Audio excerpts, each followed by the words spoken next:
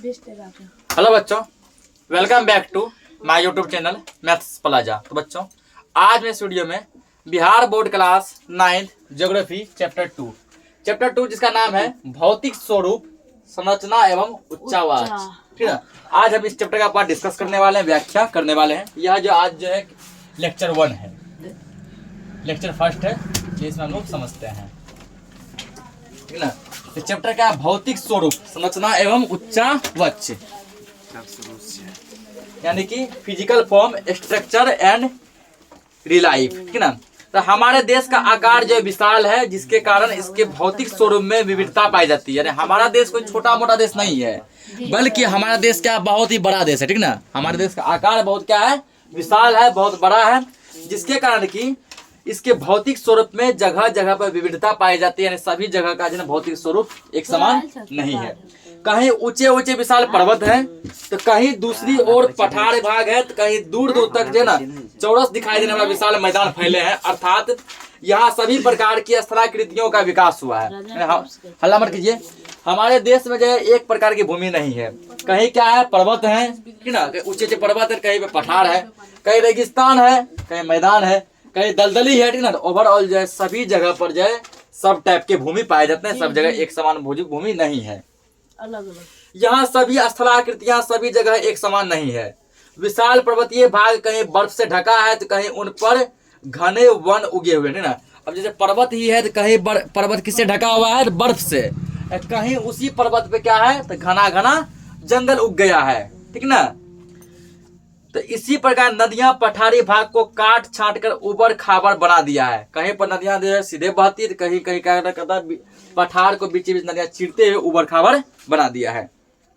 विशाल मैदान के समतल स्वरूप को नदियों की खाड़ी कगार ने प्रभावित किया। इसे हम मोटे तौर पर इस चित्र के माध्यम से समझ सकते हैं। जैसे फिगर दिया गया है, ये देख पा रहे हैं यहाँ पे, ये क्या है, ये हिमालय है। ठीक ना, पर्वत हो गया।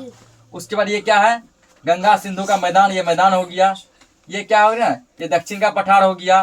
ठीक ना, ये तुम्हारा लास्ट कन्याकुमारी, हिंद महासागर हो गया। ओवरऑल जो है सभी जगह पर सभी प्रकार के भूमि पाए जाते हैं ना, सभी जगह एक टाइप का भूमि नहीं है। भूगर्भ शास्त्रियों ने भारत के भौतिक स्वरूप के निर्माण को बताने की कोशिश की है। ठीक ना, भूगर्भ शास्त्री क्या किए हैं, भारत के भौतिक स्वरूप के बारे में कुछ बताने का प्रयास किए हैं।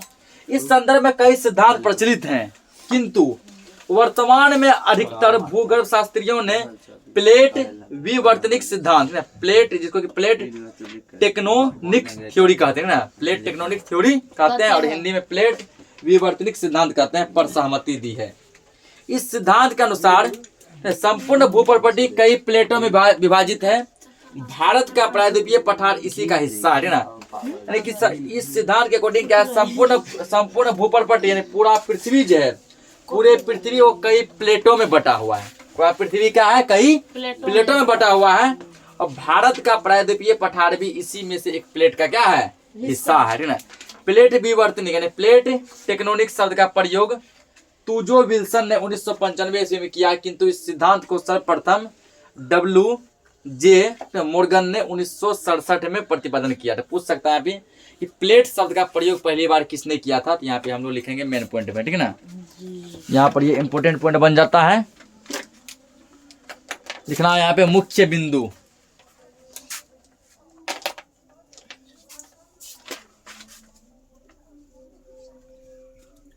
मुख्य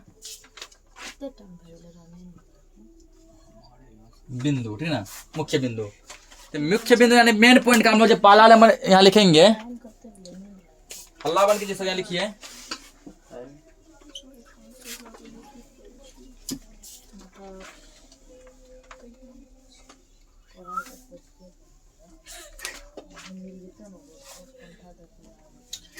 प्लेट विवर्तनिक, प्लेट विवर्तनिक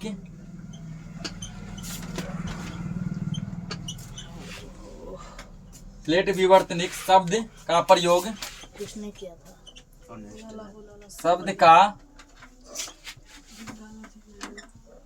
प्रयोग तुजो विल्सन ने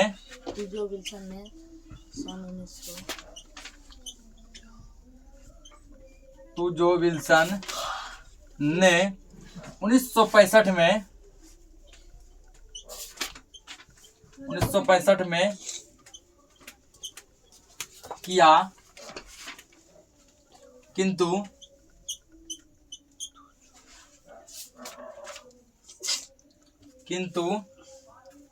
इस सिद्धांत को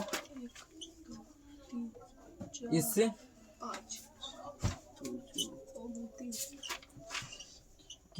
सिद्धांत को डब्ल्यू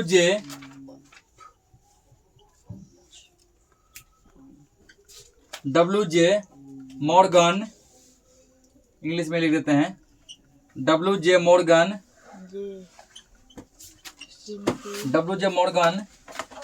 ने 1967 में प्रतिपादित किया।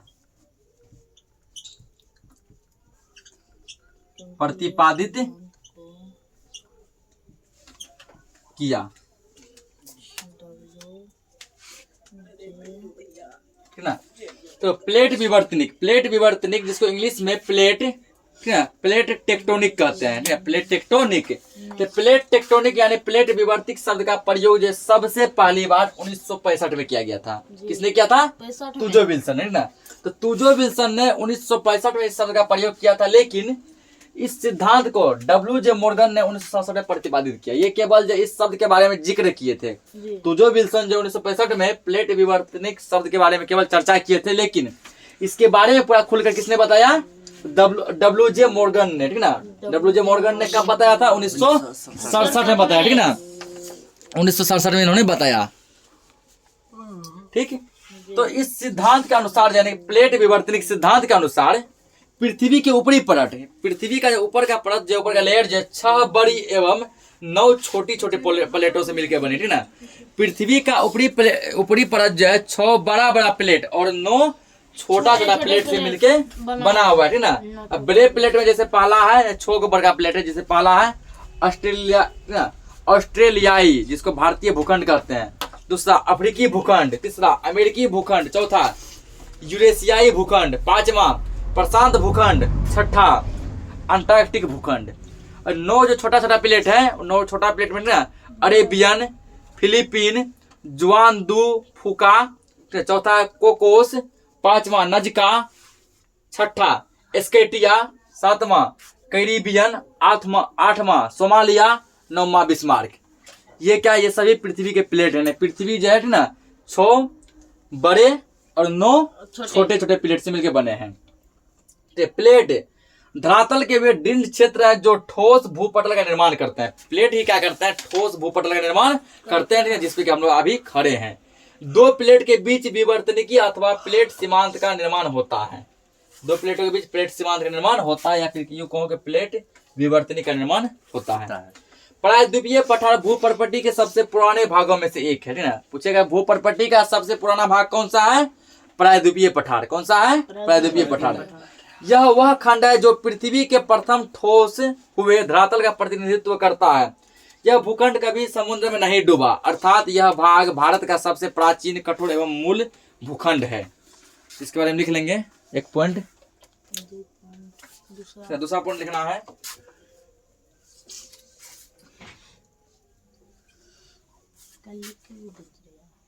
ठीक है, प्रायद्वीपीय पठार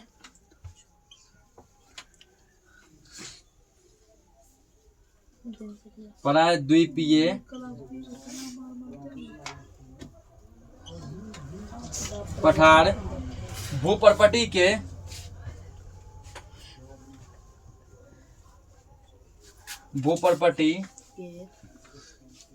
के सबसे पुराने भागों में से एक है।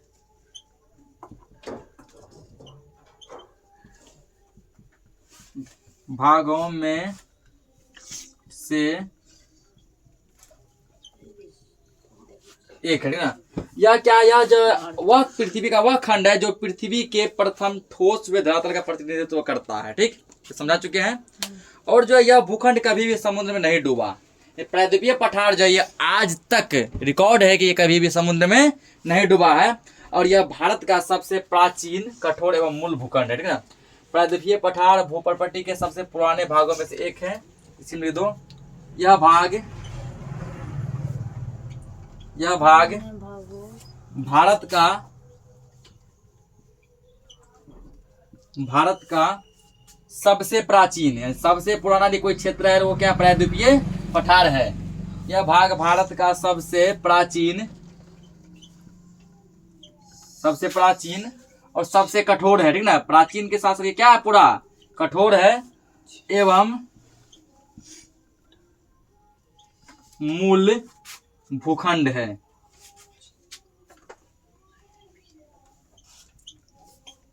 मूल भूखंड है, ठीक ना। यानी कि यही क्या रियल जो है भूखंड है, कौन सा प्रायद्वीपीय पठार है। प्लेटों की गति के कारण प्लेटों के अंदर एवं ऊपर के सेलों में दबाव एवं तनाव उत्पन्न होता है। प्लेट क्या करते हैं, सभी प्लेट 6 बड़े प्लेट और 9 छोटे प्लेट, सभी प्लेट क्या करते हैं, गति करते हैं। सभी प्लेट क्या करते हैं, गति करते हैं। सभी प्लेट चलते हैं, ठीक ना। तो प्लेटों के गति के कारण क्या होता है, प्लेट के अंदर, ठीक ना, और प्लेट के ऊपर के सेलों में दबाव और तनाव उत्पन्न होता है। दबाव यानी प्रेशर बढ़ता है, तनाव यानी टेंशन बढ़ता है, ठीक ना। इस कारण क्या होता है, मोड़ यानी कि वलन, भ्रंशीकरण तथा ज्वालामुखी क्रियाएं होती है। जब दो प्लेट आपस में क्या होता है, टकराते हैं, दो प्लेट आपस में टकराते हैं तो क्या उत्पन्न होता है, भूकंप उत्पन्न होता है, ठीक है।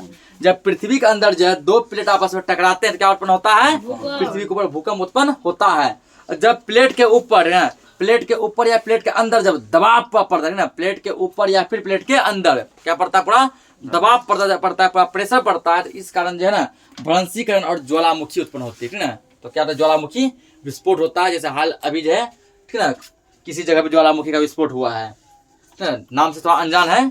किसी जगह पे कोई ऐसा देश है ना जहाँ की ज्वालामुखी क्या हुआ है, विस्फोट हुआ है। ये बहुत वर्षों के बाद ऐसा हुआ है ना, बहुत वर्षों के बाद ऐसा हुआ है ज्वालामुखी, अभी रिसेंट जो है विस्फोट हुआ है। ये तब होता है जब क्या होता है, प्लेट के ऊपर दबाव जो है, प्रेशर बहुत ज्यादा पड़ता है। तो सामान्य तौर पर इन प्लेटों की गतियों को 3 वर्गों में बांटा गया है ना। ये प्लेट जो गति करते हैं, इस प्लेट की गति को कितने वर्गों में बांटा गया है, 3 वर्गों में बांटा गया है। कुछ प्लेट एक दूसरे के करीब आती है और विनाशी प्लेट सीमांत का निर्माण करती है। कुछ प्लेट क्या करते हैं, एक दूसरे के नियर यानी करीब आते हैं और विनाशी प्लेट सीमांत का निर्माण करते हैं। और कुछ प्लेट एक दूसरे से दूर जाते हैं। कुछ प्लेट क्या आते हैं ऐसे, मतलब कि दोनों नजदीक ऐसे आते हैं, नजदीक आते, विनाशी प्लेट का निर्माण करते हैं, वही नजदीक आने वाले प्लेट आपस में क्या होते हैं, टकरा जाते हैं ना। और कुछ प्लेट क्या करते हैं, एक दूसरे से दूर जाते हैं, ठीक है, डिस्टेंस बनाते हैं, तब निर्माणक प्लेट सीमांत का निर्माण करते हैं। जो प्लेट जो दूर जाते हैं वे क्या करते हैं, निर्माणक क्या करते हैं, निर्माणक सीमांत प्लेट का निर्माण करते हैं। और जो प्लेट आपस में से नजदीक आते हैं वो प्लेट क्या करते हैं, ठीक ना, वो जो है विनाशी प्लेट सीमांत का निर्माण करते हैं। परंतु जब दो प्लेट एक दूसरे को रगड़ते हुए विपरीत दिशा से जाती है तो उसे संरक्षी प्लेट सीमांत कर रहे हैं ना। दो प्लेट लगाते हुए ऐसे, देखो अब यहाँ 3 घटना हुआ। पहला क्या हुआ, ऐसे, ठीक है, दो प्लेट जब आपस में एक दूसरे करीब आते हैं, टकराते हैं, ठीक ना। दो प्लेट जब एक दूसरे करीब आते हैं तो यहाँ पे किसका निर्माण होता है, विनाशी प्लेट सीमांत का निर्माण होता है। किसका निर्माण होता है, विनाशी प्लेट सीमांत का निर्माण होता है। और जब दो प्लेट से दूर जाते हैं, ठीक ना, यहाँ पर किसका निर्माण होता है, यहाँ पर जो है निर्माणक प्लेट सीमांत का निर्माण होता है। और जब दो प्लेट एक दूसरे को रगड़ते हुए विपरीत दिशा में जाते हैं, मतलब इधर जा रहे ऐसे घसते हुए, इसको रगड़ते हुए चला, ये आगे चला गया, ये पीछे चला गया, ठीक ना, या ये आगे गया, ये पीछे गया, देखिए विपरीत दिशा में, ठीक ना। ये जगह आगे, ये कहाँ जगह पीछे, ये जगह आगे, ये कहाँ जगह पीछे, लेकिन दोनों में रगड़ाहट उत्पन्न होते हुए ना, दोनों एक दूसरे को रगड़ते हुए जाएगा, लेकिन कहाँ जाएगा, विपरीत दिशा में, विपरीत दिशा में, उल्टा डायरेक्शन, एक आगे तो एक पीछे। इस कंडीशन में क्या होता है, संरक्षी प्लेट सीमांत का निर्माण होता है। जब दो प्लेट एक दूसरे के करीब आती है तब या तो वे टकरा कर टूट सकती है या एक प्लेट फिसल कर दूसरी प्लेट के नीचे चली जाती है, ठीक ना। जब दो प्लेट एक दूसरे करीब आते हैं, मतलब ऐसे आया, या तो टकरा के दोनों प्लेट क्या हो जाएगा, टूट जाएगा, या फिर एक प्लेट क्या होगा ना, ऐसे टकरा के दूसरे प्लेट के नीचे चला जाएगा, या ये प्लेट टकरा के ये इसके नीचे चला जाएगा। और 2 घटना होगा, या तो दोनों क्या होगा, प्लेट जो टूट जाएगा, या फिर क्या करेगा, कोई एक प्लेट दूसरे प्लेट के नीचे चला जाएगा। कब, जब दो प्लेट आपस में टकराएगा तब, ठीक ना। इन प्लेटों में लाखों वर्षों से हो रही गति के कारण महाद्वीपों की स्थिति एवं आकार में परिवर्तन आया है ना। ये प्लेट आज से गति नहीं करते हैं, क्योंकि लाखों साल से ये प्लेट क्या कर रहे हैं, गति कर रहे हैं, ना। इनके गति के कारण क्या होता है, क्या होता है, महाद्वीप जिसको कि महादेश भी कहते हैं ना, उसमें क्या होता है, कुछ परिवर्तन आया है उसके आकार में, ठीक है, उसके आकार में कुछ परिवर्तन आया है। भारत की वर्तमान स्थलाकृति का आधारभूत विकास भी इसी प्रकार की गतियों से बढ़े ना। आज जो भारत का मैप हम लोग देखते हैं कुछ इस टाइप का, ये भी कुछ इसी प्रकार की गतियों से है, जो कि अभी हमारे पास प्रेजेंट कुछ ऐसा है, ठीक है ना। इससे जो है मान लीजिए 100 साल पहले, 200 साल पहले, 500 साल पहले, 1000 साल पहले कुछ और आकृति का था, ठीक है ना। आगे और समझते हैं। तो इसमें पॉइंट लिखाने का बहुत ज़्यादा पॉइंट लिखा सकते समझा, बहुत ज़्यादा पॉइंट बनेगा, लेकिन जो उतना लिखा के फायदा नहीं, इसलिए चीज़ों को समझो कि, ठीक ना, यहाँ मोटे तौर पे क्या करना, चीज़ों को समझना। यदि लिखाने लगे तो बहुत अधिक पॉइंट बनेगा, ये समझना है, ठीक ना, कि प्लेटों के गति के अनुसार जो इसको 3 भागों में बांटा गया। पहला कि जब 2 प्लेट आपस में करीब आते हैं तो वहाँ पर जो है विनाशी प्लेट सीमांत का निर्माण होता है। जब 2 प्लेट एक दूसरे से दूर जाते हैं तो वहाँ पर निर्माणक प्लेट सीमांत का निर्माण होता है। जब 2 प्लेट एक दूसरे को रगड़ते हुए विपरीत दिशा में जाते हैं तो वहाँ पर संरक्षी प्लेट सीमांत का निर्माण होता है, ठीक है ना। जब 2 प्लेट आपस में टकराते हैं या तो वे टूट जाते हैं या तो कोई एक प्लेट दूसरे प्लेट के नीचे चले जाते हैं। और ये गति आज से नहीं बल्कि लाखों वर्षों से हो रही है। पृथ्वी की उत्पत्ति लगभग 5 अरब वर्ष पूर्व हुई थी, ऐसा अनुमान लगाया गया कि पृथ्वी की उत्पत्ति जो लगभग आज से 5 अरब साल पहले हुआ था ना। तो ये पॉइंट छोटा ये लिख लो, ठीक है ना। पृथ्वी की उत्पत्ति लगभग जो है 5 अरब साल पहले हुआ था, 5 अरब साल पहले, यानी 5 अरब साल पहले से पृथ्वी जो ना इस दुनिया में ना पूरे सोलर सिस्टम में, सौर मंडल में मौजूद है। देखेंगे पृथ्वी की उत्पत्ति, पृथ्वी की उत्पत्ति, पृथ्वी की उत्पत्ति 5 लगभग 5 अरब, लगभग 5 अरब, अल्लाह मत कीजिए, अरब वर्ष पूर्व यानी पहले पूर्व हुई थी।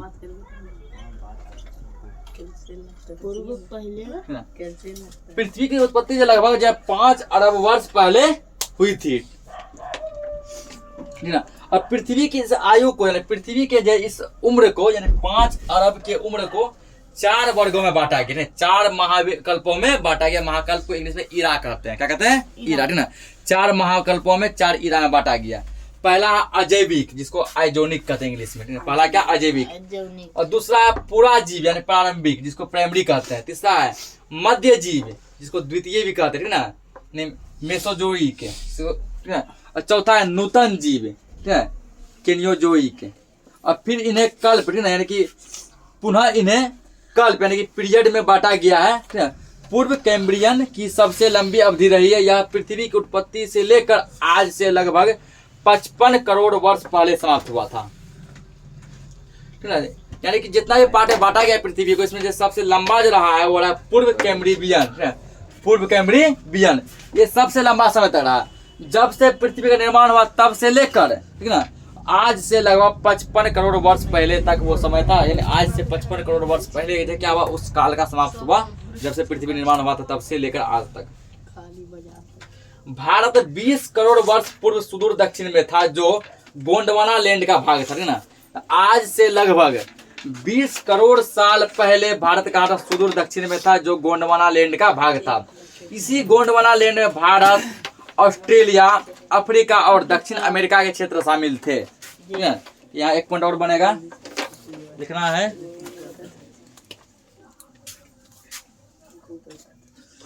अगला यहाँ पॉइंट लिखेंगे, भारत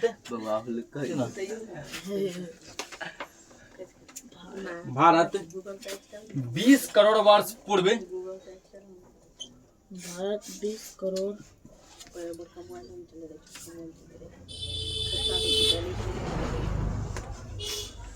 भारत 20 करोड़ वर्ष पूर्व सुदूर दक्षिण में था,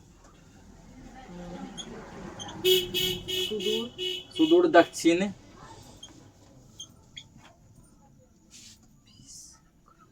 में था, जो गोंडवाना लैंड का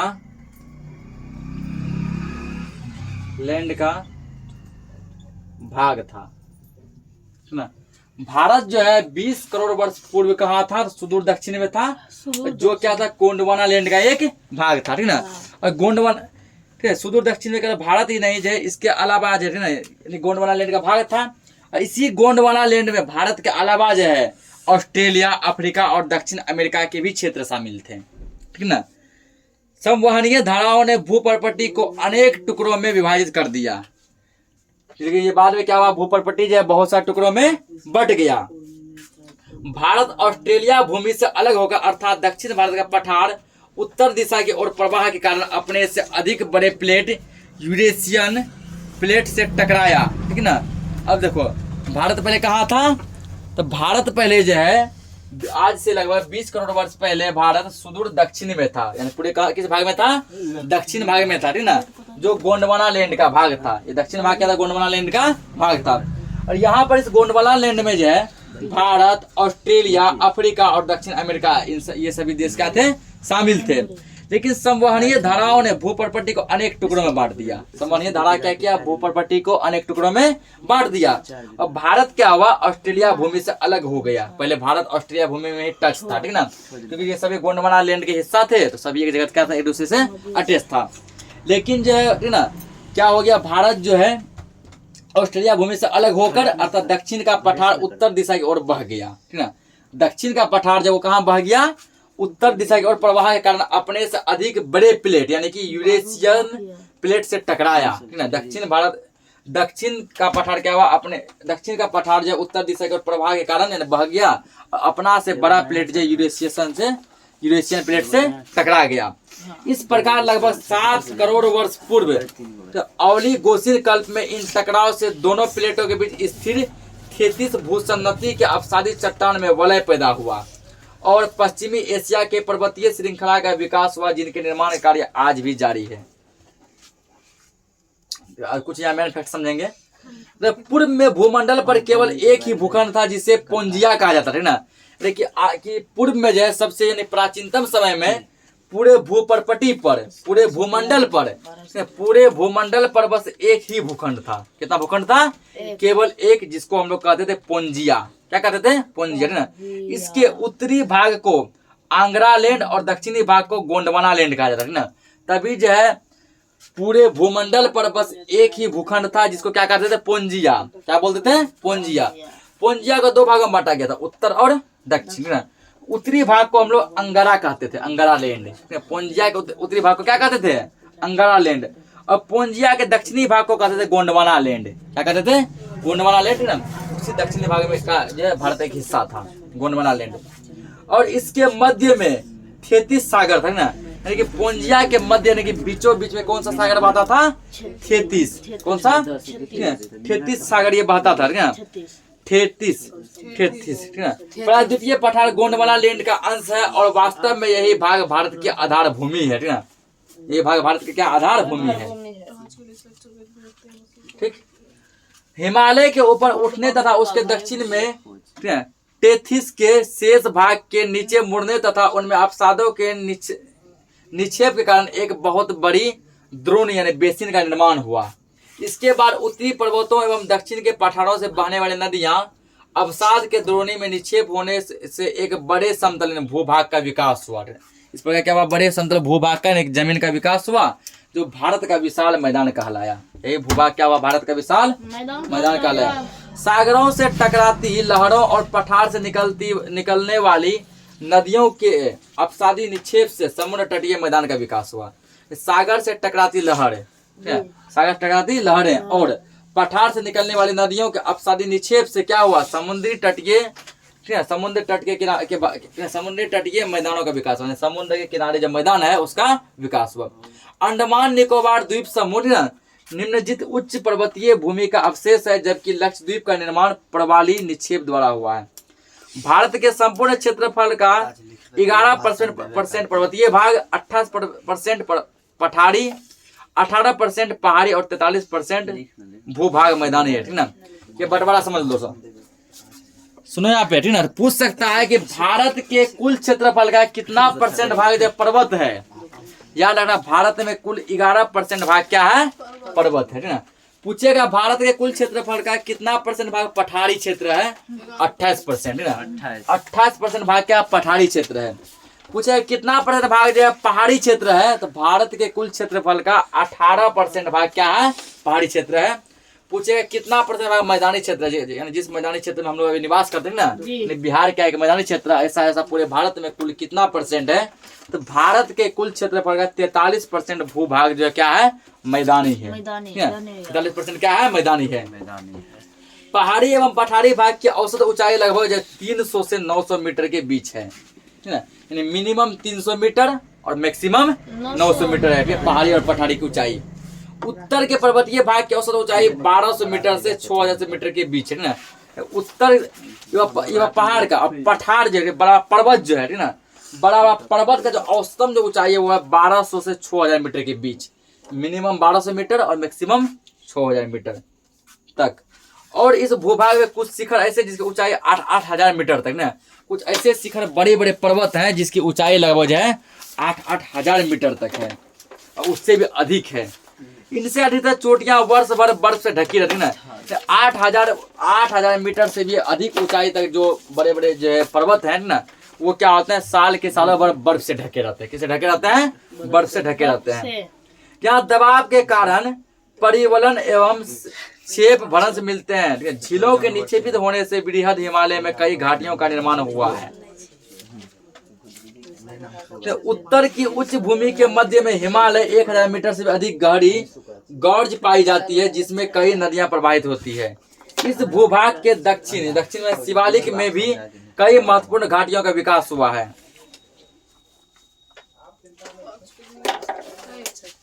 हल्ला मत करो। हिमालय पर्वत पामीर घाट से निकलकर पूर्व की ओर जाता है। पूछेगा कि हिमालय पर्वत किधर की ओर जाती है, ठीक है। हिमालय पर्वत जो पामीर घाट से निकलकर पूर्व की ओर जाती है। ये लिख लो यहाँ पे पॉइंट, ठीक है ना। एक पॉइंट यहाँ पे लिखना है कि हिमालय पर्वत, 5वां पॉइंट यहाँ लिखेंगे। जो छोटा छोटा पॉइंट है बस वो लिखाना है, ठीक है ना। बड़ा पॉइंट बस समझा रहे हैं, लिखाएंगे बहुत ज्यादा हो जाएगा। हिमालय पर्वत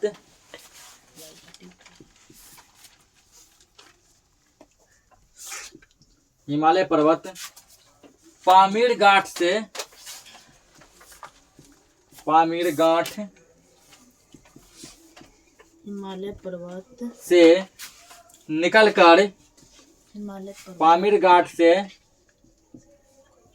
निकलकर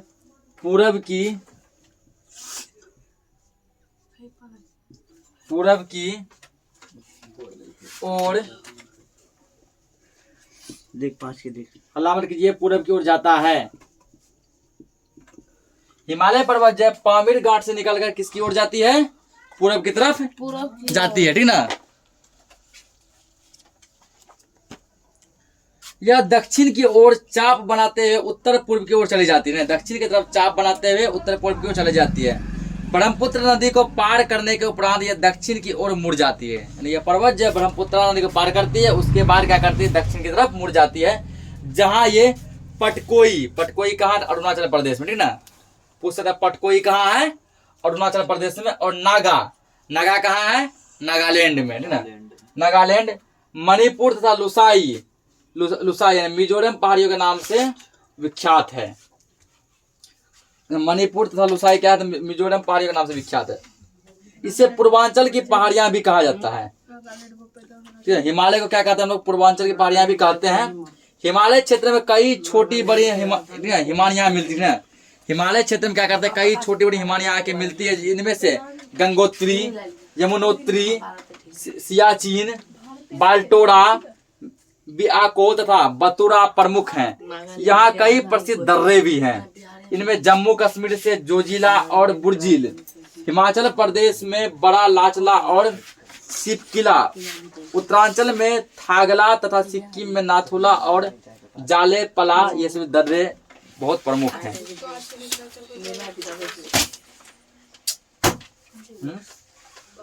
हो गया सर, ना टाइम बहुत हो तो आज के लिए इस लेक्चर को इतना ही रखते हैं, बाकी हम नेक्स्ट लेक्चर में समझेंगे। गया।